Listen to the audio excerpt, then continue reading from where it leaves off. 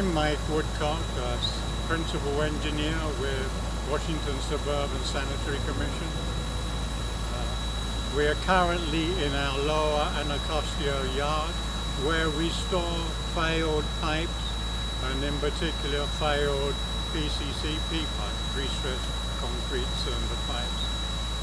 At this location we do forensics and test non-destructive testing tools and methods, and develop procedures for repairs like carbon fiber repairs inside pipes. So at this location we are today introducing a student from Virginia Tech to the forensics of pre-stressed concrete cylinder pipe, and showing him the efforts we have to go through to document these pipes. The students do not have the practical background in what we do, and it is large engineering. It's a mixture of lab work and science, and blending these together. Today, one of the Virginia Tech students, Mr. Gee, is here because he's developing models on finite element analysis models on how these pipes fail. What we're trying to show him is the progression of failure of the pipe and what kinds of things that can be predicted and what the current models cannot show. The first reason is to find out whether this pipe that had distress on and we have removed is the only pipe in the pipeline that may have these conditions. It may be very particular to one pipe in the 2,000 or 3,000 pipes. Or it could be symptomatic of other pipes in the pipeline. So trying to get an understanding of what actually happened on this pipe leads us into thinking about the condition of the other pipes. The second most important part of the forensic is to calibrate inspection tools we have used to do condition inspection of the lines. But the main effort here is to try and find out why these pipes have failed or are currently in distress.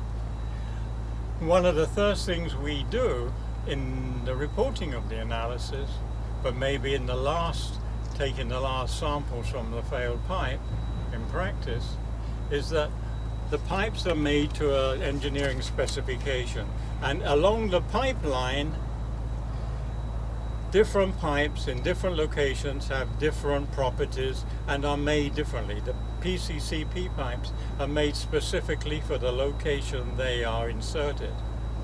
Now what we do, we check the specification, where the gauge of the wire, whether it's the right thickness of wire, the space in between the wires, how thick the mortar or concrete is over the wires, how thick the core is, whether that is to spec, and we check. Then we go to the lab and take the wire samples to check their tensile properties to see if they have the right tensile strength.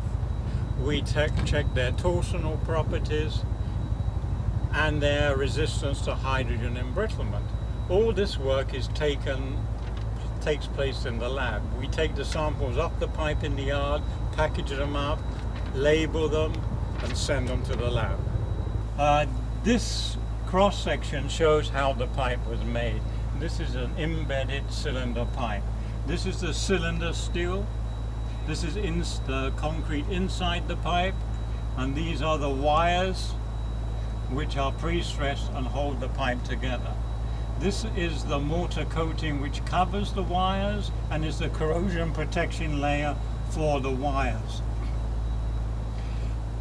In this case it's a cast coating, sometimes it is a sprayed on. Most of the later production pipes, this was sprayed on after wrapping.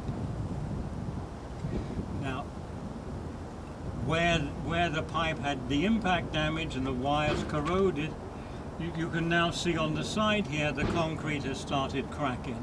The seismic pulse echo tool, which puts sound in this way, would show up where these cracks are and tell us that this is the concrete is deteriorating. And we have the same pattern over here. The wires are broken by hydrogen embrittlement. After breaking, the corrosion activity has continued and the wires have thinned down. Just because they thinned down is not the reason they broke. They broke because of hydrogen embrittlement originally, but the water has continued to penetrate across the pipe, and these are continued corroding. So these have been failed a long time. And as you can see, the concrete stains going through the mortar coating shows that how the groundwater has leached out the corrosion products here and is slowly taking it to outside the pipe. So you get staining like over here and staining here. So by looking at the corrosion patterns, determining whether the wire breaks were by hydrogen embrittlement, we can see the progression of the failure. Then we take the coating off and follow the corrosion patterns along the pipe and plot the patterns out. This has been severely corroded early on. This is very old. This is before some here. So you get patches of high intensity corrosion activity, wires breaking, skip a few wires, then another set of wires where the wires have corroded through. It has an impact on the electromagnetic signature of the inspection tools we use. So the influence masks or interferes with the number of wires the tool can see. And after about the first 15, we're not sure how many the tools can see. My rule of thumb is that they take 40 wires at the end for the pipe to start to fail. In the center of the pipe, it takes 100. So, but 85 to 90% of all the pipe failures are at the end. So if electromagnetic tool is telling me I've got 20 wires broken here, I may already have had 15, which is 35, and that means that this pipe is much more sensitive to failure than the electromagnetics may well tell us. So at WSSC, we're trying to determine the limits of the tools, how much to give credit for the tool and how much to say is assumed the wires are broken. This is part of the review of the forensics and the tools in concert. The things I'd like to point out is that in the inspection process and in the forensic, we take a look at what is happening on the outside. You can see that the outside of this pipe, it looks different to some of the others we have just looked at.